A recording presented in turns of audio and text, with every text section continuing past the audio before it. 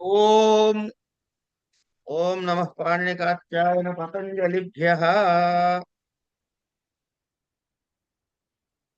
సమాస ప్రకరణంలో నిన్న మనము అవ్యయం విభక్తి సమీప సమృద్ధి అనేటటువంటి సూత్రము, వాటి యొక్క ఆ 16 రూపాలని చూసుకున్నాం. అయితే ఈ ఆనుపూర్య తర్వాత సచక్రం అని ఒకటి ఉంది సూత్రం. ఇక్కడ ఈ సచక్రం దగ్గరకు వచ్చేటప్పటికి సూత్రాలు ఎక్కడి దాకా చూసాము? గోస్త్రియోరుపసర్జనస్య దాకా చూసాం. గోస్త్రియోరుపసర్జనస్య చూసిన తర్వాత నావ్యయీ భావాద్ అతో అతః అపంచమ్య నావ్యయీ భావాదతో అప్యపంచమ్య అని అంటే ఏంటి? అదంతాద్ అవ్యయీభావాత్ సుపూర్ణ లుక్ న అవ్యయీభావాద్ ఆప్ సుపః.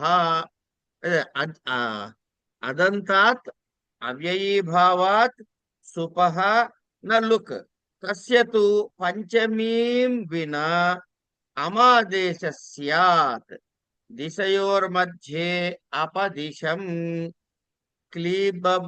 క్లీబావ్యయం త్వపదిశం దిశోర్మధ్యే విదిక్ స్త్రియాం ఇత్యమరః.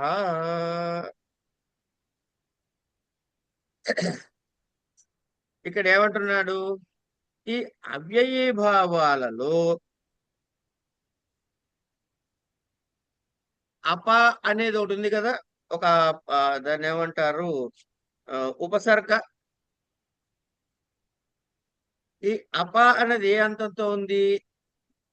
పకారంలో పకార అకారాలు అంటే అదంతమైనటువంటి అవ్యయం అది. అలా అకారాంతముగా ఉన్న అవ్యయీభావానికి వచ్చిన దానికి అపంచమ్యాహ పంచమీ విభక్తి ప్రత్యయము కంటే, అపంచమ్యాహ అన్నాడు కదా, పంచమీ విభక్తి ప్రత్యయము కంటే వేరైనటువంటి లేదా భిన్నమైనటువంటి విభక్తి ప్రత్యయానికి లోపము రాదు అన్నాడు. అప్పుడు ఏమిటవుతుంది? ఆ విభక్తి హలో, ఇప్పుడు మన స్టెప్పులు చూడండి ఒకసారి. స్టెప్పులు కనపడుతున్నాయా అండి? కనపడుతున్నాయి సార్. రైట్. కనపడుతున్నట్లయితే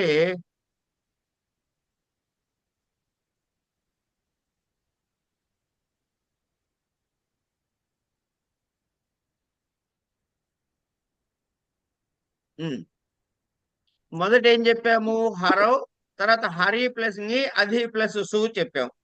తర్వాత కృతతి సమాసాస్ చేత ప్రాతిపదిక. తర్వాత సుపోధాతు ప్రాతిపదికయో అనే సూత్రం చేత ఏం రావాలి? సుప్పులకు లుక్కు రావాలి. తర్వాత అప్పుడు ఏ రూపం ఏర్పడుతుంది? అధి ప్లస్ హరి అనే రూపం ఏర్పడుతుంది. అవునా కదా? అవునండి. రైట్. ఇక్కడ ఈ సుపోధాతు ప్రాతిపదికయో అనే సూత్రము చేత లుక్కు చేయగా అనేటప్పుడు ఇక్కడ ఏం చేయాలంటే అదంతమైనది ఉందా అని చూసుకోవాలి. ఏది? ఈ అదంతమైనటువంటి అవ్యయానికి అవతల ఉన్నది పంచమ్యంతము కానటువంటి సుప్రత్యయం ఉందా లేదా చూసుకోవాలి. ఇప్పుడు ఇక్కడ మీరు గనక చూసుకున్నట్లయితే దిశయోర్ మధ్యే అన్నారు. దిశలకు మధ్యన ఏ విభక్తిది? దిశయోర్ మధ్యే. ఇదే చెప్పేసేయండి పైనుంచి. దిశయోర్ మధ్య అనండి పైనుంచి ఒకసారి. లక్ష్మణరెడ్డి గారు మీరు అనండి. దిశయోర్ మధ్యే. నీరజ గారు అనండి. దిశయోర్ మధ్య అను. దిశయోర్ మధ్య అను అక్కడ ఉంది ఆ, కదా, చూసి చెప్పండి. ఆ, లౌకిక విగ్రహ వాక్యం నందు దిశ ఆ, దిశ ప్లస్ సు కాదు, దిశయోహ ప్లస్ దిశ ప్లస్ షష్ఠి కదండి. సప్తమి దిశయోహో, దిశయోహ దిక్కుల మధ్య. దిశ ప్లస్ ని ప్లస్ మధ్య మధ్యగా దిశ ప్లస్ ఏంటి చెప్ప నీ యోహ సుప్. ఎందుకు దిశయోహ అని ద్వివచనంలో ఉంది కదమ్మా. ఓ దిశ ఓస్ అయితే ఓస్ ఔస్ వస్తుంది. ఔస్ ఓస్ ఓస్. ఓస్ ఆ, దిశ ప్లస్ ఓస్ ఆ, మధ్య ప్లస్ ఓస్ మధ్య కాదు, మధ్య కాదు, అపా ప్లస్ సు. ఇక్కడ మీరు తీసుకునే అవ్యయం ఏమిటి? దాని స్థానం దిశయోరు మధ్య అనే దానిలో మీకు రూపం ఏమి ఇచ్చారమ్మా? అపదిశం అన్నాం కదా. ఓ అపదిశం. చెప్పండి, ఇప్పుడు చెప్పండి. దిశ దిశ దిశ ప్లస్ ని ఓస్ దిశ ప్లస్ ఓస్ అప ప్లస్ సు. అయిపోయింది. ఇక్కడ దాకా వచ్చారు కదా. తర్వాత కూడా చెప్పండి అవ్యయం. అవ్యయం విభక్తి సమీప మొదలగు సూత్రము చేత అవ్యయీభావ సమాసము చేయగా కృత్తద్ధిత సమాసాశ్చ అని సూత్రం చేత సమాసమునకు ప్రాతిపదిక సంజ్ఞ వస్తుంది. చదవండి చాలు. ప్రాతిపదిక సంజ్ఞ చేయగా సుపోధాతు ప్రాతిపదికయోహో అని సూత్రం చేత సుప్రత్యయమునకు లుక్ చేయగా. ఆగండి, లుక్కు చేయగా అన్నారు కదా. సుప్రత్యయమునకు లుక్కు చేయగా అన్నారు కదా. అప్పుడు ఏమవుతుంది? సు పోతుంది. ఎక్కడ? అపా ప్లస్ సు పోతుంది. మళ్ళీ దేనికి కూడా పోవాలి? దిశ ప్లస్ ఓస్ కూడా పోవాలి కదా. అది ప్లస్ అప. ఆగమ్మా, అది కాదమ్మా, అది కన్ఫ్యూజ్ కావద్దు మీరు. నీరజ్ గారు అస్సలు కన్ఫ్యూజ్ కావద్దు. దిశ ఒక్క నిమిషం 1 సెకండ్ ఒక్క నిమిషం బ్రేక్ వేయండి అక్కడ. ఇప్పుడు మనం చెప్పుకుంటున్నది ఏమిటి అంటే నా వ్యయి భావాదతో అప్యపంచమ్యాం అని చెప్పుకున్నాం కదా. చెప్పుకున్నావా లేదా? చెప్పినాను. అది చెప్పుకునేటప్పుడు ఆ సూత్రము చేత ఏమండి పంచమ్యాహ అపంచమ్యాహ అంటే పంచమీ విభక్తి అంతము కానటువంటిది అన్నాడు కదా. ఇప్పుడు దిశ ప్లస్ ఓస్ అన్నది పంచమ్యంతమైన సుప్రచయమా కాదా? కాదండి, పంచమి కాదు. కనుక ఏమిటవుతుందన్నాడు? లుక్ రాదు అన్నాడు. అర్థమైందమ్మా? అంటే ఇప్పుడు ఏంటి? అపా ప్లస్ సూలో ఉన్న సు పోయింది. కానీ దిశ ప్లస్ ఓస్ లో ఉన్నటువంటి ఓస్ అనేది సప్తమీ విభక్తి అంతమైనటువంటి సుబంతం కాక మన సుప్రత్యయము కాబట్టి అది పంచమిది కాదు, కాబట్టి అది పోదు కదా. అవునండి. అంచేత ఇక్కడ ఏమొస్తుందిట? దాని స్థానంలో తస్యతు పంచమీ వినా అమాదేశ స్యాత్, అమ్మ అనేది ఆదేశంగా వస్తుంది అన్నాడు. ఏమిటి ఆదేశం వస్తుంది? అనేది ఆదేశంగా వస్తుంది.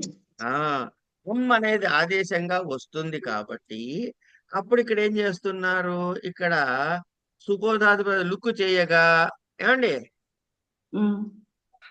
అలాగే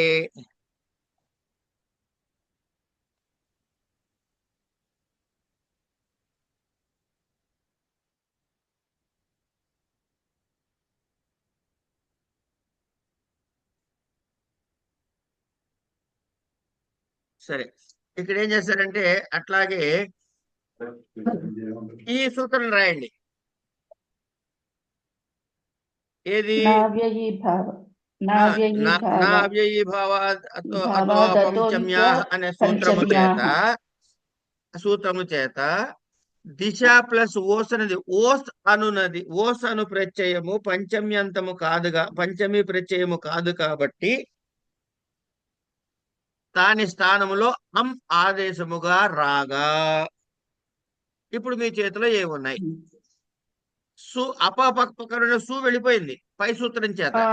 అప్పుడు దిశ అం ఆ అప దిశ ప్లస్ వెరీ అం గుడ్, అప అంతే, వెరీ గుడ్, వెరీ గుడ్. అనురూపము ఏర్పడగా అని దిశ రూపము దిశ ఏర్పడగా. ప్లస్ అం ఏమండి? ఆ, దిశ ప్లస్ అమ్మం తర్వాత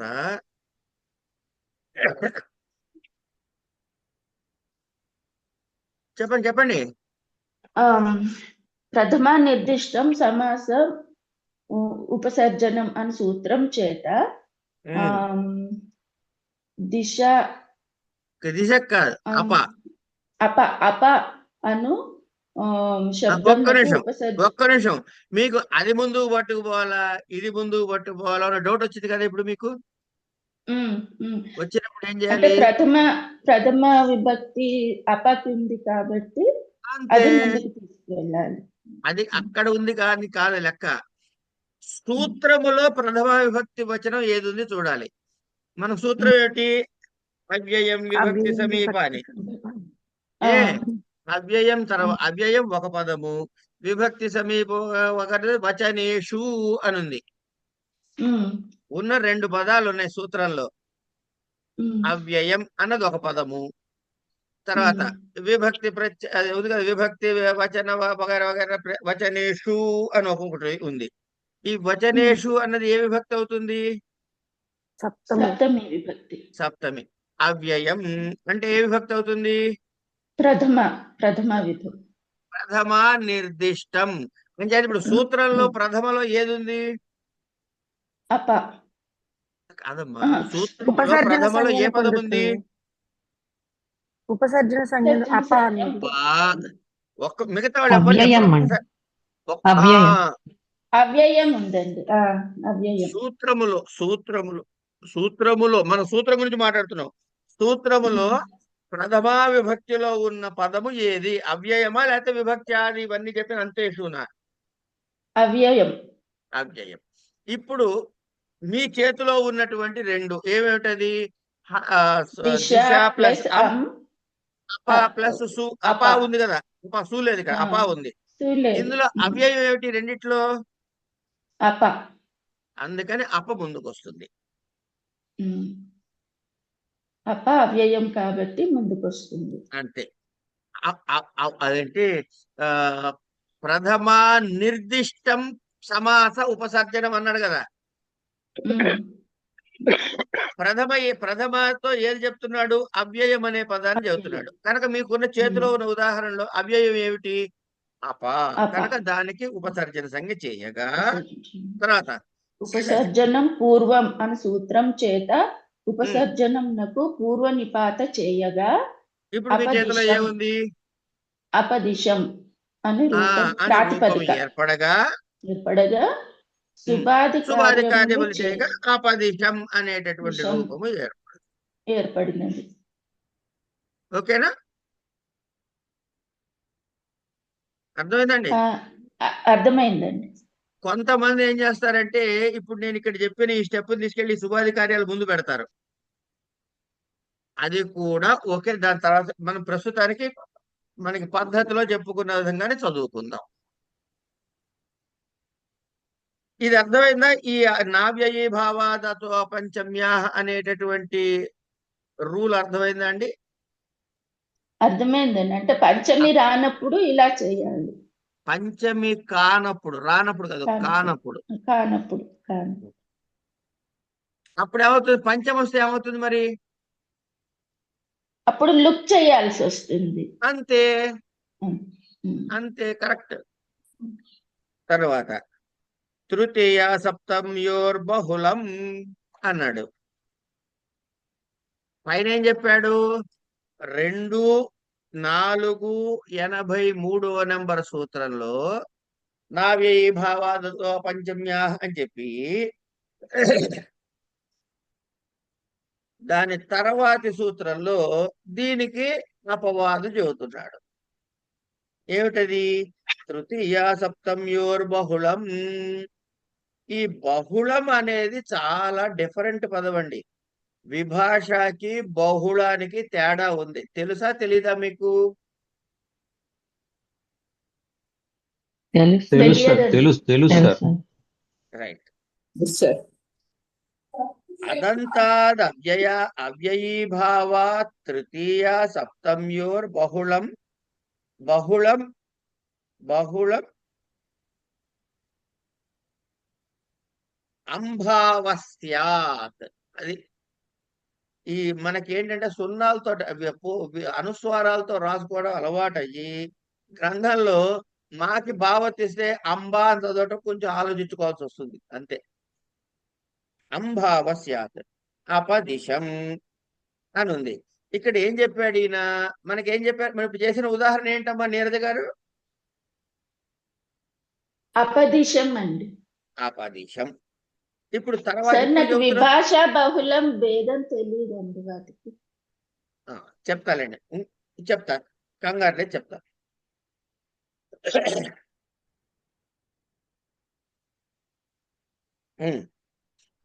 ఇప్పుడు పైన సూత్రం ప్రకారం మనం ఏం చేసాము? దిశకి ఓస్ ఉన్న దాని దగ్గర దాని స్థానంలో ఆదేశంగా తెచ్చాం కదా. తెచ్చామండి. తెచ్చాం. సపోజింగ్ కాసేపు ఒక్క నిమిషం మన ఇద్దరి మధ్యలో అనుకుందాం, వీతాళ్ళతో వద్దు, మన ఇద్దరి మధ్య అనుకుందాం. అసలు ఈ నావ్యయభావ అతో అపంచమ్య అనేటటువంటి సూత్రం లేదు అనుకోండి, కాసేపు అనుకోండి. సరే. అప్పుడు ఏమవుతుంది? అక్కడ మీ చేతిలో రూపం చెప్పండి ఎట్లా అవుతుందో. అప్పుడు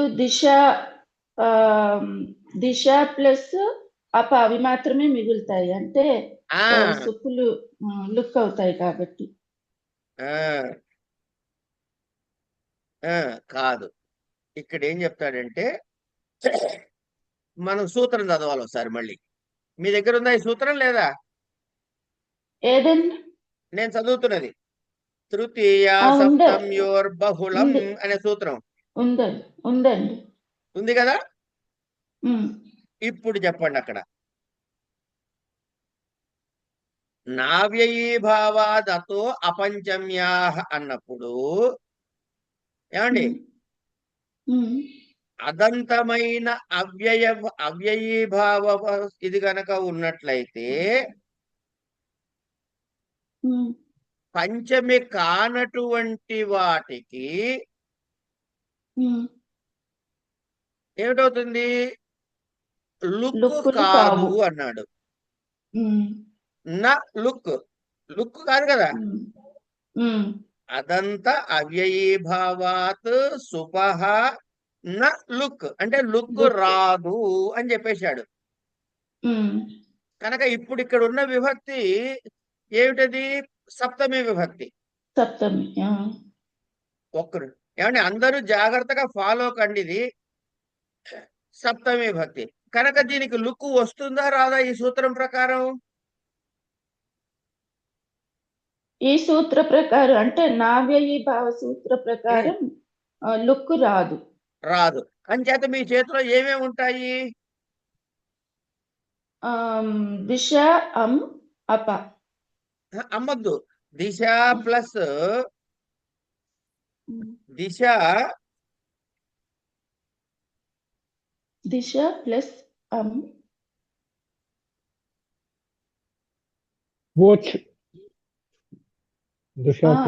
ప్లస్ ఓస్.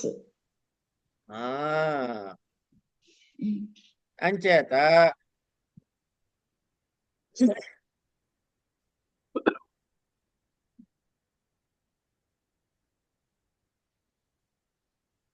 అక్కడ ఓస్ ఉంది కదమ్మా. ఉందండి. ఓస్ ఉన్నట్లయితే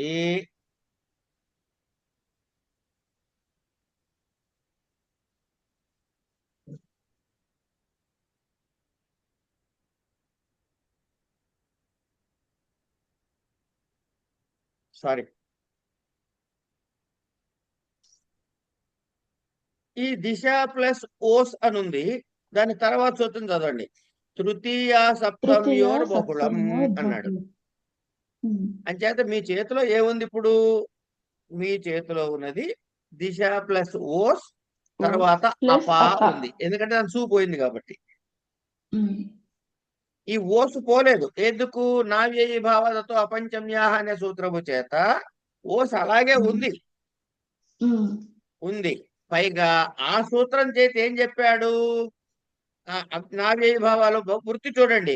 నా లుక్ తర్వాత తస్యతు పంచమీం వినా అమాదేశ స్యాత్ అన్నాడు. అంటే ఉమ్, ముందు లుక్ కాదు అని చెప్పాడు కాబట్టి ఆ రూపం అలాగే ఉంటుంది. తర్వాత ఉమ్, అమాదేశ స్యాత్ అన్నాడు కాబట్టి ఉమ్. తర్వాతి స్టెప్ లాగా ఏం రాయాలి? ముందేం రాసుకోవాలి? దిశ ప్లస్ దిశ ప్లస్ ఓస్ ఓస్ ప్లస్ ఉప అప. సరే అప అప. అయిన తర్వాత ఉమ్. కింద మళ్ళీ దిశ ప్లస్ దిశ ప్లస్ అమ్ ప్లస్ అమ్ అప. అప అలా ప్లస్ అప. రాసుకోవాలి. ఉమ్, ఇది పై సూత్రం చేత. ఇప్పుడు కింద ఉమ్, సూత్రానికి వద్దాం. తర్వాత సూత్రం అన్నాడు తృతీయ సప్తమ్యోర్ బహుళం అన్నాడు. అంటే ఉమ్, ఏంటిట? అదంతాదవ్యయ తృతీయ సప్తమ్యోర్ బహుళం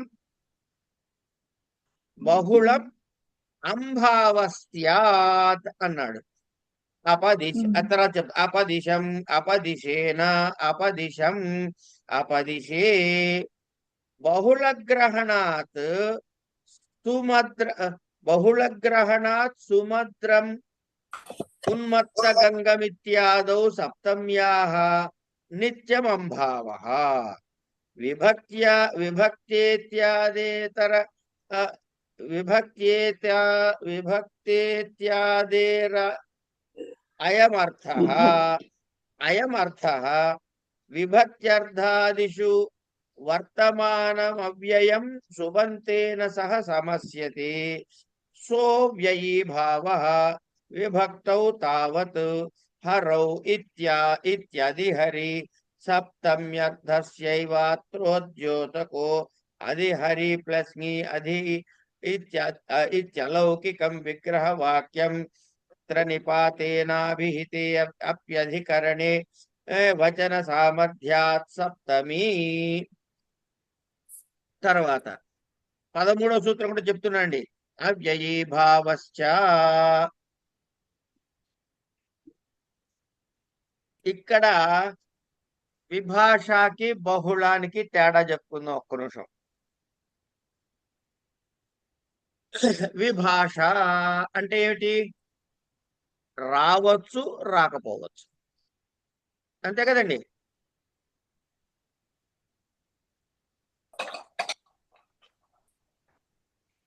ఎవరు సమాధానం చెప్పలే. కాదండి, వికల్పం అంటే తప్పకుండా వికల్పంలో ఉంటుంది.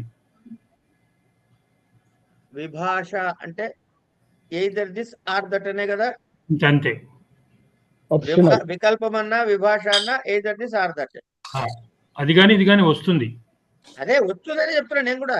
ఉమ్, వస్తుంది అనే చెబుతున్నా. ఇదన్నా రాసుకోవచ్చు, అదన్నా రాసుకోవచ్చు. అవును. ఇంతవరకు క్లియరా? అవునండి. రెండు సాధురూపాలే. అవును. ఇప్పుడు మీకు నావ్యయేవ అన్నప్పుడు నేను వికల్పం చేసుకుంటాను అమ్ముతాను అని అనగలమా? అనలేము. అనకూడదు. అనకూడదు. అయిపోయింది.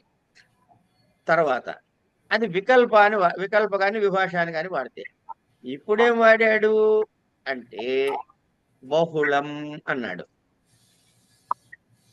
బహుళం అన్నది మనం చెప్పుకున్నాం ఇంతకు ముందు, మళ్ళీ ఒక్కసారి అనేసుకుందాం. ఇది నియతముగా, ఈ మాటని బాగా గుర్తుపెట్టుకోవాలి, మన ఇష్టంతో కాదు. అది పూర్వగ్రంథ పరిశీలన చేసి అందులో నిర్ణయించిన విధముగానే క్వచిత్ ప్రవృత్తి క్వచిత్ నివృత్తి, ఇంకొక క్వచిత్ అన్యతర. అంటే కొన్ని సందర్భాల్లో లుక్ వస్తుంది, కొన్ని సందర్భాల్లో అది రాదు, ఏది అమాదేశం రాదు. కొన్ని సందర్భాల్లో వేరేలాగా కూడా కావచ్చు. ఆ వేరేలాగా ఏమిటో మనకు అనవసరం, ప్రస్తుతానికి అనవసరం. ఇది బహుళం అనే పదానికి అర్థం. వికల్పము లేక విభాషకి ఏమన్నా ఇది గాని అది గాని రెండు వేస్ట్ అయినా క్లాస్ అంతా, వేస్ట్ అయినా ఈ క్లాస్ అంతా. రాధాకృష్ణ గారు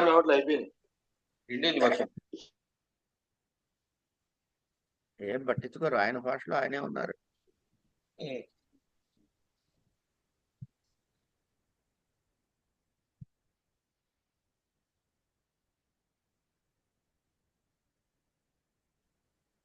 మీకు ఈ సమాసాల్లో ఈ తేడా పెద్ద డిఫరెన్స్ మీకేం పడకపోవచ్చు, కానీ సందర్భం వచ్చింది కానీ చెప్పేసుకుంటాం అంతే. విభాష అంటే ఎయిదర్ దిస్ ఆర్ దట్, మీ చాయిస్. అది వక్త యొక్క ఇష్టముతో ఇలా అయినా చేయొచ్చు, అలా అయినా చేయొచ్చు. రెండు సాధు రూపాలే, అయిపోయింది. బహుళం అన్నప్పుడు మాత్రం 3 ఆప్షన్స్ ఉన్నాయి.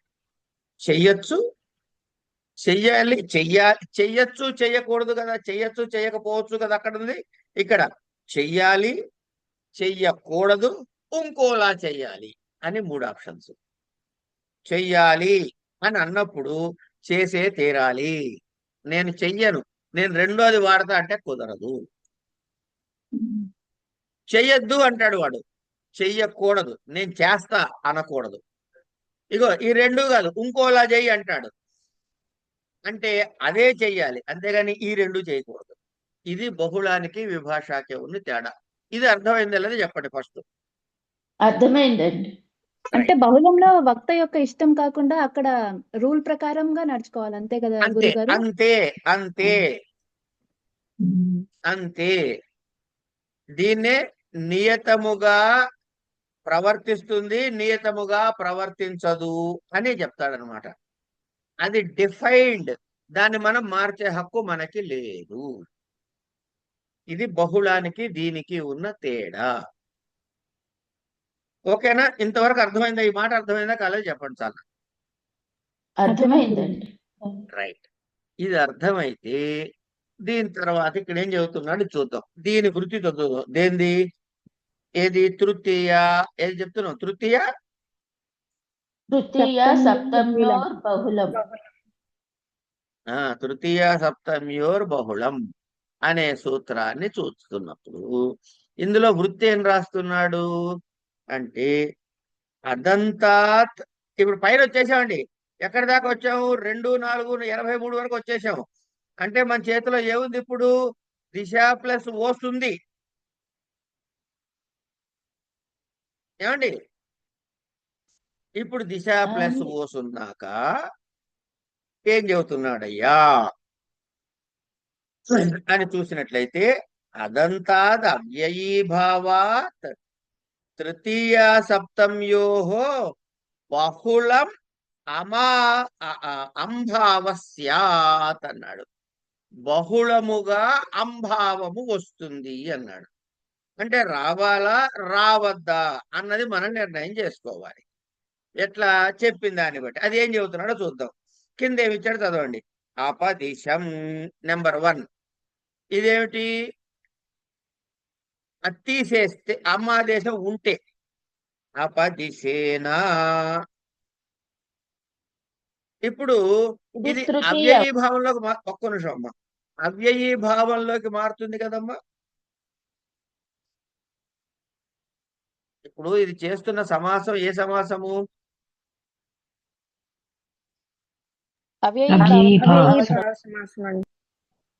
అవ్యయము అని. అంటే ఈ రూపం ఫైనల్ గా వచ్చిన రూపం అవ్యయము అవుతుంది కదా. అవుతుందండి. అవుతుంది. ఈ అవ్యయం అయినప్పుడు అవ్యయం అయినప్పుడు దీనికి విభక్తులతో మారతాయా? మారకూడదు. మారకూడదు. కానీ విభక్తి ప్రత్యయం ఏదో ఒకటి చేర్చకపోతే దానికి పదస్థితి వస్తుందా? ప్రాతిపదికగానే ఉండిపోతే పదస్థితి వస్తుందా? రాదు. రాదు. కనుక మనం ఏ విభక్తి చేరుస్తున్నాం అలవాటుగా? ప్రథమ ఏకవచన రూపాన్ని చేరుస్తున్నాం. ఉమ్. సుప్రత్యయం కదా చేరుస్తున్నాం చివరిలో. అవును. సుప్రత్యయమే కదమ్మా. అవును. అంటే ఏకవచన రూపాన్ని చేరుస్తున్నాం. ఉమ్. ఇక్కడ ఏం చెబుతున్నాడు? తృతీయాంతము గాని సప్తమ రూపం కూడా ఉంటుంది అంటున్నాడు. ఉమ్. కనుక ఏకవచన రూపం తృతీయ రూపం ఏమిటి? అపదిశం వచ్చింది కదమ్మా. అపదిశేన. అపదిశేన. లేకపోతే సప్తమిలో అయితే అపదిశే. ఓకేనా? అపదిశం అని ఏర్పడిన తర్వాత, పై సూత్రంతో అపదిశం అనే రూపం వచ్చిన తర్వాత తృతీయ గాని సప్తమి గాని బహుళంగా వస్తుంది అన్నాడు కదా అంభావం దగ్గర. ఉమ్. అంటే అపదిశం బదులు అపదిశేన అని కూడా అనవచ్చు, లేదా అపదిశం బదులు అపదిశే అని కూడా అనవచ్చు అని చెబుతున్నాడు. ఓకేనా? అంటే అది మరి అవ్యయం కాదనుకోవాలా? అవ్యయమే. అవ్యయమే ఆ రూపం. మీకు ఇంకోటి చూడండి, మీకు ఇంకోటి చూపిస్తా. ఉచ్చైహి అన్నారు మీరు, నీచైహి అన్నారు. ప్రాతిపదికార్థలింగ వచన మాత్రే ప్రథమ అన్న దగ్గర ఉమ్. ఉచ్చైహి అనేది ఏ రూపంలో కనబడుతుంది మీకు చూడటానికి? తృతీయలో కనబడుతుంది. తృతీయ బహువచనం అలాగా కనబడుతోంది, కానీ అది ఏకవచనమే. అది ప్రథమ ఏకవచన రూపమేగా. ఉమ్. ప్రాతిపదికార్థం ప్రథమలోనే ఉంటుంది కదమ్మా. అవును సార్. కొన్ని విశేషమైన శబ్దాలు మనకి చెబుతారు, అవి అట్లాగే గుర్తు పెట్టుకోండి. ప్రస్తుతానికి ఇక్కడ చూడండి, బహుళ గ్రహణం. అదే అపదిశే. బహుళ గ్రహణాత్ సుమద్రం ఉన్మత్త గంగమిత్యాదో సప్తమ్యా నిత్య అంభావ. అంచేత బహుళం అంటే వాడు చెప్పినట్టుగానే చెయ్యాలి అన్నా కదా. ఆ మాట ఇక్కడ చెబుతున్నాడు చూడండి. బహుళ గ్రహణాత్, బహుళ గ్రహణం వలన సుమద్రం ఉన్మత్త గంగం ఇత్యాదౌ సప్తమ్యాః నిత్యమంభావ. విభక్త్యేత్యేదరే విభక్త్యేత్యాదేరయ అమర్థః. విభక్త్యర్థాదిషు వర్తమానమవ్యయం సుబంతేన సహ సమస్యతే. సో అవ్యయీభావః విభక్తౌ తావత్ హరౌ ఇత్యధిహరి. ఇక్కడి నుంచి మిగతా ఉదాహరణలన్నీ ఇస్తాడు ఈ విభక్తి అర్థం దగ్గర నుంచి. సప్తమ్యర్థే అస్యైవాత్ర ద్యోతకో అధిహరి ప్లస్ ఞి అధి ఇత్యలౌకికం విగ్రహవాక్యం. అత్ర నిపాతేన అభిహితే అప్యధికరణే వచన సామర్థ్యాత్ సప్తమి. ఈ సూత్రం యొక్క వృత్తి యొక్క తాత్పర్యము ఏమి అంటే, అవ్యయీభావ సమాసానికి తృతీయ సప్తమి విభక్తులు పరమైనప్పుడు, ఇందాక మనం పైన చెప్పుకున్నటువంటి ఏదది అపదిశంలో సప్తమి ఉందిగా, పరమైందిగా విభక్తి. సప్తమి విభక్తి పరమై వచ్చింది కదా. పూర్వ సూత్రము చేత అంటే నావ్యయీభావాదతో పంచమ్యా అనే సూత్రము చేత విభక్తి లోపాన్ని ఏం చేసాం? అక్కడ నిషేధించాం. అవ్యయాదాప్సుపహ అనే సూత్రము చేత, అవ్యయాదాప్సుప్తన లుక్ చేసేది ఏ సూత్రం చేత?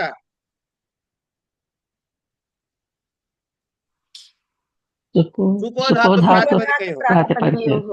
సుపోధాతు ప్రాతిపదికయో అనే సూత్రము చేత లుక్ చేయగా, అనే లుక్ చేసిన విధికి నావ్యయీభావాదతో అపంచమ్య అనే సూత్రము చేత నిషేధించగా, ఏంటి? లుక్కు చేయటం. ఆ విభక్తి దానికి లుక్కు చేయటం నిషేధించగా, ఈ సూత్రం చేత ఏమంటున్నాడు? బహుళంగా లోపము నిషేధించబడింది అన్నాడు. బహుళము అని సూత్రంలో చెప్పాడు కాబట్టి ఎక్కడెక్కడ పెద్దవాళ్ళ ప్రయోగాలు ఉన్నాయో వాటిని గమనించుకుని అలా చెయ్యండి అని తాత్పర్యం. ఈ బహుళం అనే మాటని పాణిని గారు వాడుకోవటంలోనే అర్థం ఇదన్నమాట. మీకు ఇంకొక చిన్న విషయం మీకు తెలిసే ఉంటుంది, అయినా ఓసారి చెప్పుకుందాం. వ్యాకరణం యొక్క పరమ తాత్పర్యం ఏమిటి అంటే, వ్యాకరణం యొక్క పరమ తాత్పర్యం ఏమిటి అంటే శబ్దమునకు సాధుత్వమును సాధించుట. అంతే కదా, శబ్దానికి సాధుత్వాన్ని సాధించాలి. కనుక అప్పుడు ఉన్న ప్రయోగాలలో ఉన్న వాటి యొక్క లక్షణాన్ని చూసి సూత్రీకరించి ఇగో ఈ సూత్రం ప్రకారం ఈ రూపం సాధు అవుతుంది అని చెప్పారు. మరి ప్రయోగాల్లో కొన్ని ఇట్లా ఉన్నాయి, కొన్ని అలా ఉన్నాయి. అప్పుడేం చెప్పారు, విభాష చెప్పారు. కానీ నియతంగా ఇక్కడే ఇలాగొచ్చి ఇంకోప్పుడు నియతంగా అలాగే వచ్చి ఇంకోప్పుడు మరోలా వస్తూ ఉంటే విభాష అంటానే కుదరదుగా. విభాష అంటే ఏవాలి, వస్తే ఇది రావాలి అయితే అది రావాలి. కానీ నాకు ప్రయోగంలో లౌకికంగా చూస్తే అనేకమైన వివిధ ప్రయోగాలు కనపడుతున్నాయి. ఎవరి చేత, శిష్టుల చేత. శిష్ట ప్రయోగములు అంటే కావ్యముల యందు ప్రయోగము, సాహిత్యమునందు ప్రయోగములు అని అర్థం చేసుకోండి. కనుక శిష్ట ప్రయోగాలు ఒకలాగా లేకుండా ఉంటే, అంటే ఈ శబ్దానికి దీంతో ఉన్నప్పుడు ఇలా ఉంది, ఇలా ఈ శబ్దంతో ఉన్నప్పుడు వేరే ఎలా ఉంది అంటే రెండు భిన్నమైన శబ్దాలకి ఒకే రకమైన ప్రక్రియ జరగకపోతే అని. ఇక అప్పుడు బహుళం అనే పదంతో ఈ అన్నిటికీ సాధుత్వాన్ని సాధించాడు ఆయన. పాణిని మహర్షి అన్నిటికీ సాధుత్వాన్ని సాధించారు. ఎలా? బహుళం అనటం ద్వారా. అంచేత శిష్ట ప్రయోగాన్ని అనుసరించి వాళ్ళు ఏది చెప్పారో అదే చెయ్యవయ్యా. ఏం చేశారండి వాళ్ళు? ఇగో అదేంటి అదంతమైనటువంటి ఆ అవ్యయం ఉన్నట్లయితే కొన్ని చోట్ల సప్తమి వచ్చింది, కొన్ని చోట్ల తృతీయ వచ్చింది, కొన్ని చోట్ల అమాదేశం అలాగే ఉంది, ఇవే ఉన్నాయి కదా అని చెప్పడానికి ఈ సూత్రం బహుళం అనే పదాన్ని వాడారు. అని వాడిన తర్వాత అంటే బహుళమైన సూత్రంలో ఎక్కడైనా కనపడితే శిష్ట ప్రయోగాల్ని మనం పరిశీలించాలి. పరిశీలించి ఏమేమి ఉండొచ్చు అప్పుడు శిష్ట ప్రయోగం ద్వారా? బహుళం అన్నాడు కదా. ఒకటి పైన ఏం చెప్పాడండి, లోపము రాదు అని చెప్పాడు. దేనికి? సుబ్బు లోపము రాదు అని చెప్పాడు. నా లుక్ అన్నాడు. కనుక ఈ బహుళం అన్నాడు కాబట్టి సుబ్బులోపము రావచ్చును, వచ్చే ప్రయోగాలు కొన్ని కనపడతాయి. సుబ్బులోపము రాని సుబ్బులోపం స్థానం, సుబ్బు స్థానంలో అమ్ము గాని రావచ్చు. ఇట్లా ఈ రెండిటినీ సమర్థించే విధంగా అంచేత ఇక్కడ ఏమైంది, దిశయోర్ మధ్యే అనే విగ్రహ వాక్యంలో దిశయోర్ మధ్యే అన్నప్పుడు శుభ్లోపము వచ్చింది, శుభ్లోపం స్థానంలో అమ్మ ఆదేశంగా వచ్చింది, వస్తే అపదిశం వచ్చింది. అలా కాదండి, విభక్తే వచ్చింది, అపదిశేన లేక అపదిశే అనే రూపాలు సిద్ధిస్తాయి. ఎందుకు?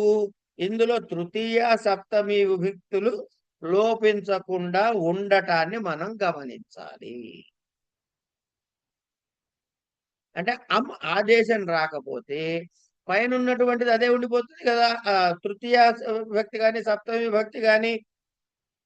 అందుకని వాటినప్పుడు అవ్యయీభావ సమాసానికి కనుక అవ్యయీభావ సమాసానికి పరముగా విభక్తి ప్రత్యయాలు వచ్చినప్పుడు ఏ లింగములో చెప్పాలి? అది ఏ లింగంలో చెప్పాలి? అవ్యయీభావ సమాసం వచ్చింది. ఈ శబ్దాన్ని మనం ఈ వచ్చే ఏర్పడే రూపాన్ని ఏ లింగంలో చెప్పాలి? ఈ సమాసాన్ని ఎక్కడ చెప్పారు? ఎవరు చెప్పారు మీకు ఆ మాట అంటే తర్వాత సూత్రం చెప్పారండి అనేసండి డైరెక్ట్ గా. అవ్యయీభావశ్చ 2:4:18 అనే సూత్రంలో అవ్యయీభావశ్చ అంటే ఏమిటి చెప్పాడు? అయం నపుంసకం స్యాత్. గురువుగారు ఇది గురువుగారు చిన్న డౌట్. ఆ, ఇప్పుడు మనం చెప్పుకున్న ఈ 2 సూత్రాలు నా అవ్యయీభావాత్ అక్కడేమో అమ్మాదేశం వస్తోంది. ఈ తృతీయ సప్తమి కూడా బహుళం వస్తోంది. ఈ ఒకటేమో అదంతమైన అవ్యయం, అదంత అవ్యయీ భావం ఒకటి, అదంతం కాని అవ్యయీ భావం. ఫర్ ఎగ్జాంపుల్ హరి, విష్ణు అలా ఉన్నాయి కదా. ఈ 2 రకాలు ఉన్నాయి. అదంతం అయితేనే అమ్మ వస్తోంది మనకి, లుక్ కాదు రాకుండా. కాదు కాదు కాదు కాదు ఒక్కరు ఆగండి. మళ్ళీ చెప్పండి లక్ష్మణరెడ్డి గారు, ఇప్పుడు చెప్పింది ఒకసారి చెప్పండి మళ్ళీ. ఏమంటున్నానంటే మనకి ఇక్కడ ఏమంటున్నాము, నా అవ్యయీ భావాతో అంతో పంచమ్యా అంటాం. పంచమీ విభక్తి తప్ప అదంతమైతే మనకు అమ్మ ఆదేశం వస్తుంది, లుక్ రాకుండా. అది ఆ సూత్రం. తర్వాత ఆగండి ఆగండి ఆగండి ఆగండి ఆగండి చెప్పండి. నావ్యయీభావాద మీరు చెప్పండి, చెప్తా, మిమ్మల్ని ఆపుతా, తర్వాత ఆపుతా, చెప్పండి. సో అదంతం అయినప్పుడే, అవ్యయీభావం అదంతమైనప్పుడే మనకి అమ్మ ఆదేశం వస్తుంది ఈ సూత్రం. ఇప్పుడు ఇందులో అదంతం ఏదే? అవ్యయం హరి అదంతం. ప్లస్ అవ్యయం. ఒక్క నిమిషం హరి ప్లస్ అధి ప్లస్ సు ఉంది కదా. అవును, ఇక్కడ ఏం కాలేదంటారు? అక్కడ అదంతం లేదు కదా మనకి. ఏది చెప్పండి, ఎక్కడ లేదు అదంతం లేదని ఎట్ట చెప్తున్నారు? మనకి పూర్వ నిపాత అయిన తర్వాత అది హరి అయింది. అది కాదండి, అదంతము లేనిది ఏది, ఏ శబ్దము? హరి శబ్దం అండి. ఆగమ్మా జయలక్ష్మి, ఆగండి. లక్ష్మారెడ్డి గారు చెప్పండి. అది హరి శబ్దము. అది హరి అనొద్దు, హరి అధి 2 ఉన్నాయి మీ దగ్గర. హరి ఏది అదంతము కాలేదని నిర్ణయం చేస్తున్నారు అని అడిగా. హరి అదంతం కాదు. అందుకని అది తప్పు అంటున్నా. ఏది తప్పు అంటున్నారు? మీరు అన్నది తప్పు అంటున్నా. వినండి ఒక్కసారి. చెప్పండి. నావ్యయీభావాదతో పంచమ్యా అన్నాడు కదా. అవును, దాని కింద వృత్తి చదవండి ఒకసారి. అదంతాత్ అవ్యయీభావ అంటే అకారాంతమైన అవ్యయీభావమునకు. అది అకారాంతం కావాలి. అకారాంతం అయితేనే సుప్పు లోపం రాదు. ఆ కరెక్ట్. ఇక్కడ మరి హరిలో అకారాంతం లేదు కాబట్టి సుప్పు వస్తుంది. అది కనుక అపదిశ అనే రూపం ఏర్పడిన తర్వాత దాకా. అవును, ఇక్కడ దిశ అనేది అకారాంతము. ఉన్మత్త గంగం అన్న దగ్గర గంగ కాబట్టి దానికి లోపం రాదు, సుప్పు లోపం రాదు. అంటే హరి, విష్ణు అనే పదాలు వచ్చినప్పుడు మనకి అవ్యయభావం వచ్చినప్పుడు అక్కడ సుప్పు వస్తుంది.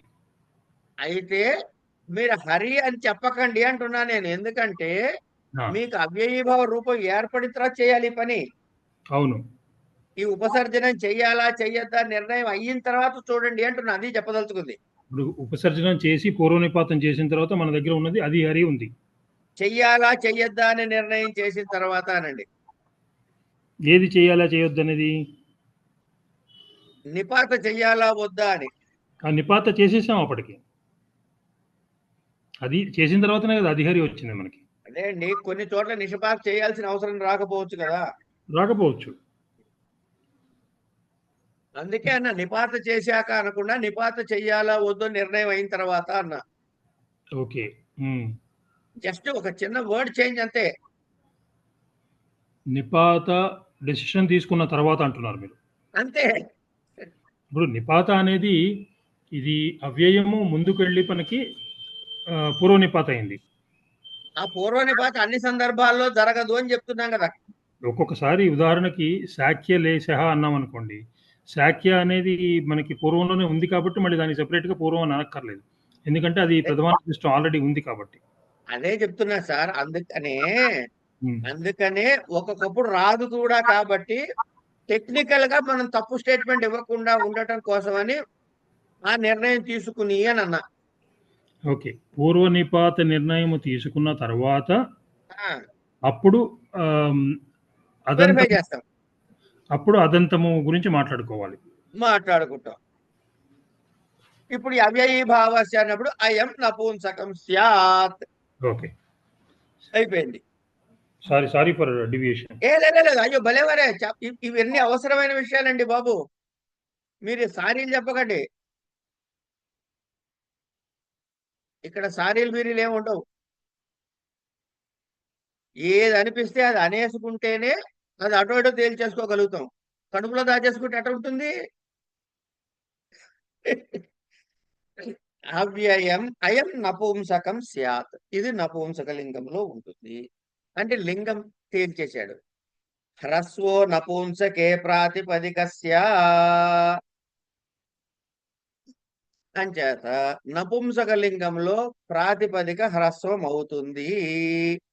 గోపాయతీతి గాః పాతీతి గోపాః తస్మిన్ నిత్యగోపం నిత్యధిగోపం సమీపే కృష్ణస్య సమీపం సమయా గ్రామం నికషాలంకాం ఇహ నివేదని నావ్యయీ భావాః అభితః పరితః అన్యారాత్ ఇది ద్వితీయ పంచమీర్యోర్విధాన సామర్థ్యాత్ మద్రాణ సమృద్ధి.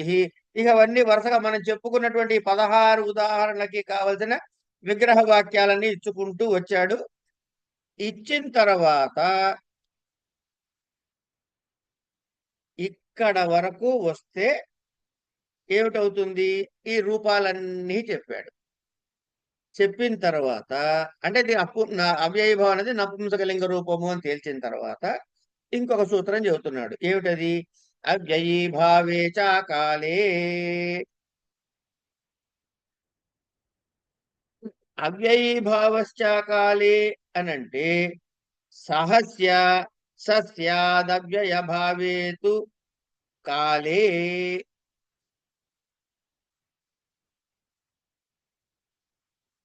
సచక్రం కాలేతు సహ పూర్వాన్నం అన్నాడు. ఇక్కడ దీని ఆకాలే అంటే కాలంతో కాలవాచకమైన శబ్దము కానప్పుడు అని. ఏమిటవుతుందిట? ఈ సహా అని వస్తుంది కదండి. సహా ప్లస్ చక్రం అని ఉందనుకోండి. ఏం రూపం రావాలి మనకి? సహచక్రం కావాలి. అంతేనా కాదా? హలో, ఎవరో ఒకళ్ళు అర్చన చెప్పమ్మా. అవును సార్. రావాలి కనుక దానికి ఇంకొక సూత్రం చెబుతున్నాడు. ఏమిటది? ఈ సహా వచ్చినప్పుడు మాత్రమే ఈ సూత్రము వర్తిస్తుంది. సహా లేనప్పుడు ఈ సూత్రంతో పని లేదు. ఏమంటున్నాడు? అవ్యయీ భావే చ కాలే అని మనకి తర్వాత ఇంకో సూత్రం సహస్య సహ సంజ్ఞాయాం అనే ఇంకో సూత్రము చేత సహస్య సహ సంజ్ఞాయాం అంటే సంజ్ఞావాచక పదములైనప్పుడు అవ్యయీభావ సమాసంలో పదాలు సహా సంజ్ఞలు అవుతాయి, గుర్తులు అవుతాయి కదా.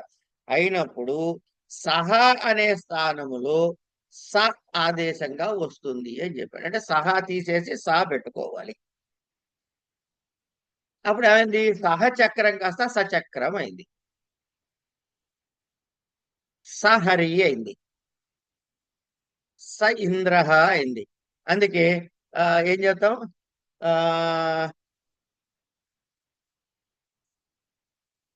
సచక్రం స ఇంద్ర అయిందన్నా కదా. శేశ్వర సాంఖ్యం. శేశ్వర సాంఖ్యం అంటారు కదా. శేశ్వర సాంఖ్యం. వెరీ గుడ్, మంచి మాట చెప్పారు. నేను ఇంకోటి ఎదుగుతున్నా మనసులో.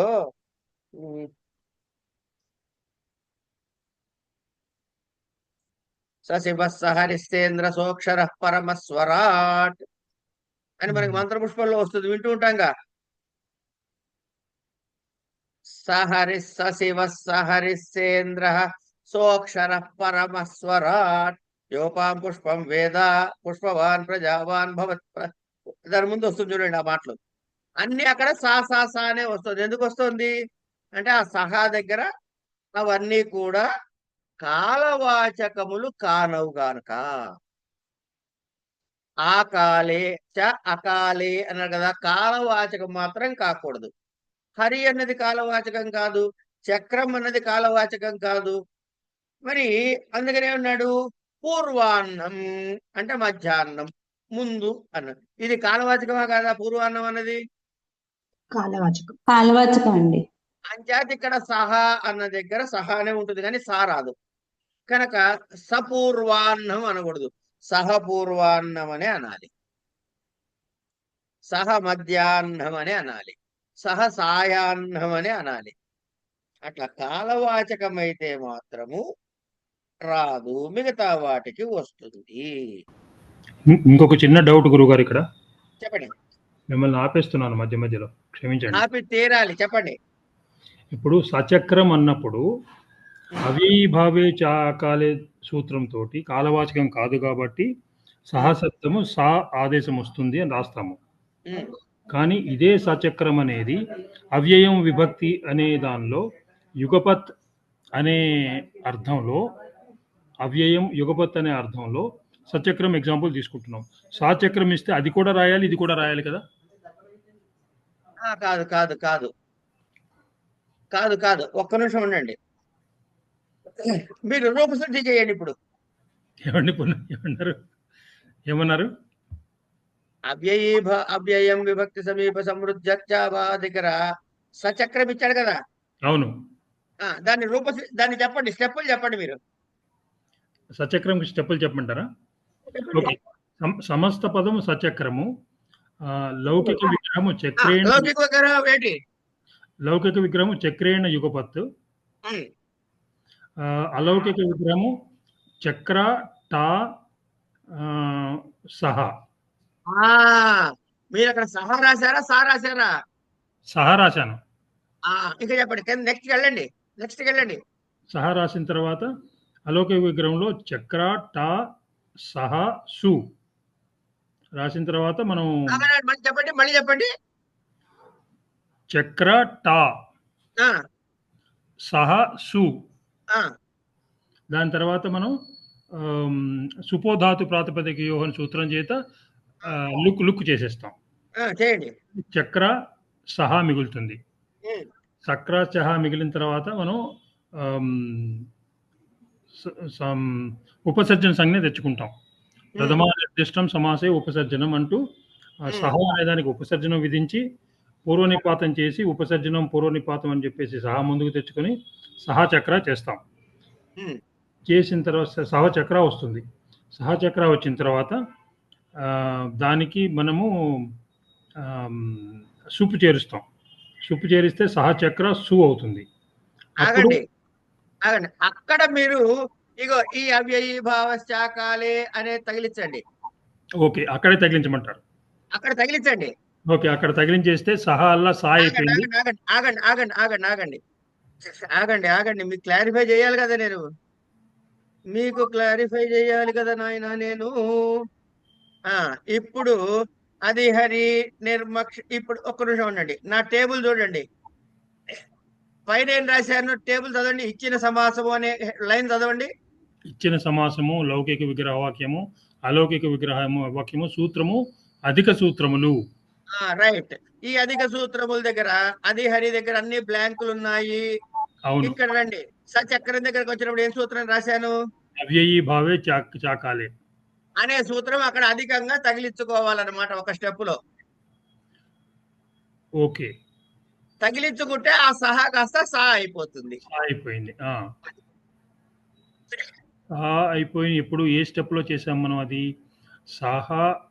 సహా చక్ర ఉన్నప్పుడు సుప్పు తగిలించక ముందు చేస్తున్నామా? చేస్తున్నాం. ఓకే, సహా ప్లస్ చక్ర ఉన్నప్పుడు సహాని అవ్యయీ భావే చకాలే తోటి సహాని సా చేసుకుంటే సా చక్ర అయింది. అప్పుడు సుప్పు చేర్చుకున్నాము, సహా చక్ర సు అయింది. తర్వాత అవ్యయీ భావస్య అనే సూత్రము చేత నపుంసకత్వం కాబట్టి చక్రం అవుతుంది. నపుంసక భావం తీసుకోవాలి. అక్కర్లేదు అక్కడ. అవన్నీ వస్తాయి మిగతావన్నీ. ఇవి ఇక్కడ చూడండి, యావత్ శ్లోకం చూడండి ఒకసారి. ఇక్కడ జలాంజశవంతే స్తోశ్చునాశ్చ సుచఖరిచ అనే ఈ సూత్రాలు ఇక్కడ అడిషనల్ గా వస్తాయి. ఒక్క నిమిషం, అక్కడే ఆగుదాము, అక్కడే చెప్పుకుందాము. సా చక్ర వచ్చిన తర్వాత సా చక్ర సు చేసుకున్నాం, అవునా? ఇంకేం లేదు, సచక్ర వచ్చిన తర్వాత శుభాది కార్యములు చేయగా మీరు ఇంకేం చేయొద్దు. ఓకే, శుభాది కార్యములు చేసేసి సచక్రం రాసేయండి, పెట్టేసుకోవడమే. ఎందుకంటే మీరు అవిభావస్య రాసి ఇది నపుంసకం వస్తుంది కాబట్టి అని పొరపాటున అన్నారనుకోండి, అప్పుడు ఏం చేయాలి? ఈ అకారం ఎందుకు పోతుందో చెప్పాలి.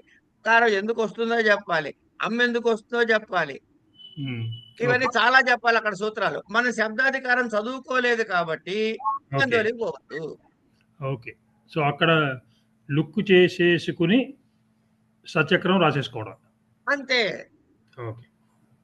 ఇప్పుడు ఇక ఒకటి జలాంజ ఊరికే సరదాగా చెప్తాను, ఇవి వచ్చినప్పుడు మళ్ళీ చూస్తాం కానీ అధిక సూత్రం దగ్గర జలాంజ శోంతే స్థోష్చున ఖరిచ ఇవి పెట్టుకున్నాం చూసారా? ఎక్కడది? మీరు నా బొమ్మలో చూడండి సార్. జలాం జశంతే స్తోష్చున కరివ. జలాంజశోంతే స్తోష్టున స్టుహు ఖరిచ అనే సూత్రాలు అక్కడ వస్తాయి ఎక్కువగా ఈ యావచ్చులకు వచ్చేటప్పుడు. Okay okay. అవి ఎడిషనల్ సూత్రాలు అన్నమాట. ఓకే. ఇగో తిష్టద్గుహు దగ్గర జలాంజశోంతే వస్తుంది. పారే గంగాత్ మధ్యే గంగాత్ అంటే గంగా ఇది వచ్చినప్పుడు ఏక విభక్తి చా పూర్వ నిపాతే గోస్త్రియో రూపసత్యనస్య ఈ రెండు సూత్రాలు అక్కడ ఎడిషనల్ గా వస్తాయి ఆ రూపసిద్ధి చేసేటప్పుడు. ఓకే. ఇట్లా వేటికి ఎక్కువ వస్తాయో అవి కూడా రాసి పెట్టాం మీకు. Okay okay. ఈ టేబుల్ పెట్టారా? ఇప్పుడు పెట్టాలా అండి? ఈ టేబుల్ పెట్టారా? మీరు పెట్టలేదు ఇంకా? నిన్న పెట్టాగా. నిన్న పెట్టారా? ఓకే, చూస్తాం. నిన్న పెట్టా ఈ టేబుల్. ఓకే అండి, థ్యాంక్ యూ, అర్థమైంది. ఇలా పెట్టుకోవాలి. ఇక్కడ మనం ఆపుకుందాం. అవ్యయీ చాభవ చాకాలే తర్వాత మీకు మీ పుస్తకం తీయండి ఒక్కసారి. సిద్ధాంత కౌముది పుస్తకం తీయండి. తీసామండి. అందులో అవ్యయీ భావయే చాకాలే అనే సూత్రంకి సీరియల్ నెంబర్ ఎంత ఇచ్చారు? 129. 129 ఇచ్చారు. 130 ఏమిటి? యథా అసాదృశ్యే. యథా సాదృశే అన్నది. కనుక ఇక్కడ మీకు సహస్యసు సంజ్ఞాయాం అనే మాట ఎక్కడా లేదు సూత్రంలో మీకు. అవును, లేదు.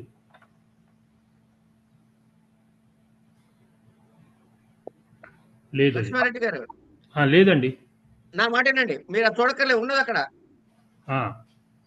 ఇది ఈ అవ్యయీభావశ్చాకాలేకి ముందుండే సూత్రం. ఏది? యథా అసాదృశ్యే. కాదు కాదు కాదు కాదు, మీ సూత్రాలు రెండు అట్లాగే ఉంచేయండి, మీ సూత్రాలని ముట్టుకోకండి. ఓకే, నా మాట వినండి చాలు. చెప్పండి. ఇప్పుడు మీ దగ్గర ఉన్నది ఈ అవ్యయీభావశ్చాకాలేకి ముందు సూత్రం ఏంటి? అవ్యయీభావశ్చ అని ఉంది. అవును.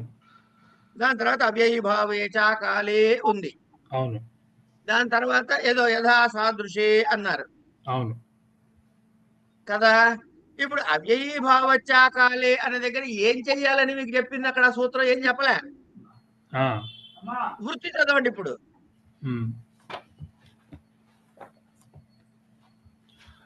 సహస్య సహ సాత్ అవ్యయీభావే నాతు కాలే సచక్రం కాలేతు సహ పూర్వం.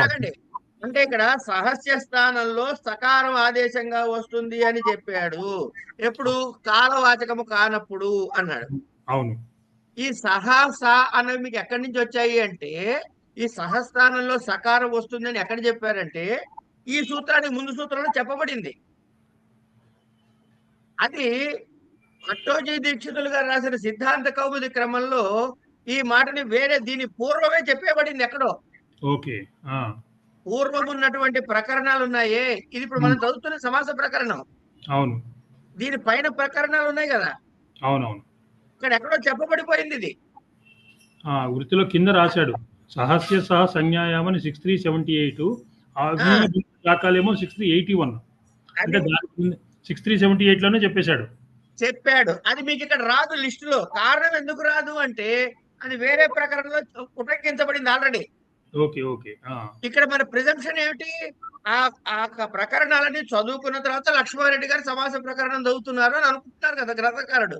అవును. అందుకని ఇక్కడ మనకి రాసే పుస్తకం రాసిన మహానుభావులు మనం అది మిస్ కాకుండా తీసుకొచ్చి పెట్టి చెప్తున్నారు. Okay okay. టెక్నికాలిటీ చూపిస్తున్నా మీకు. ఈ పెద్ద దీని మీద బుర్ర పెట్టాల్సింది ఏం లేదు. మీరు కొంచెం ఎనలిటికల్ గా చూస్తున్నారు కాబట్టి మీకు చెప్తున్నా. ఈ భాగం అర్థం కాకపోతే ఎవరు మిగతా వాళ్ళు కంగారు పడవద్దు.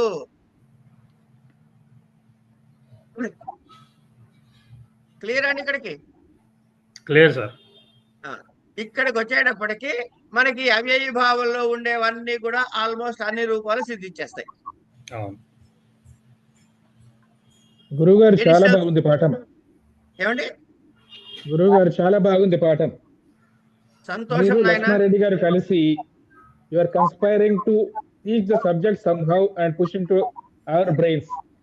ఈ సచక్రమాన్ని లక్ష్మారెడ్డి గారు వెనక్కి తీసుకెళ్ళి మీరు దానికి అద్భుతమైన వివరణ ఇచ్చి అసలు అవి రెండు కనెక్షన్ ఉన్న విషయం కూడా మేము గుర్తించిన వాళ్ళకి మా అందరికి బుర్రలోకి ఎక్కించారు. ఇది భగవద్గీత కృష్ణ అర్జున సంవాదం లాగా నడిచి లోకులకు ఉపయోగమైనట్టు మా అందరికి కూడా ఉపయోగమవుతుంది. నమో నమః. చెప్పాడు కదా భగవత్పాదులు వారు వ్యాఖ్యలో భాషలో చెప్తారు. అర్జున నిమిత్తి కృత్య అంటాడు ఆయన. అర్జునుడిని నిమిత్తంగా చేసుకుని మనకి చెప్పారయ్యా ఈ భగవద్గీత అని చెప్తాడు ఆయన. చాలా బాగుంది, చాలా బాగుంది. నమో నమః. నమో నమః. సరే ఇక్కడికి ఆపుకుందామండి. ఇవాళ ఎవరైనా నిన్న చెయ్యని వాళ్ళు ఉంటే ఈ 16 దయచేసి వాళ్ళ పూర్తి చేసేయండి. చేసిన వాళ్ళు మ్యాట్నీకి వెళ్ళిపోకుండా మరొకసారి చేస్తే రూఢి అవుతుంది.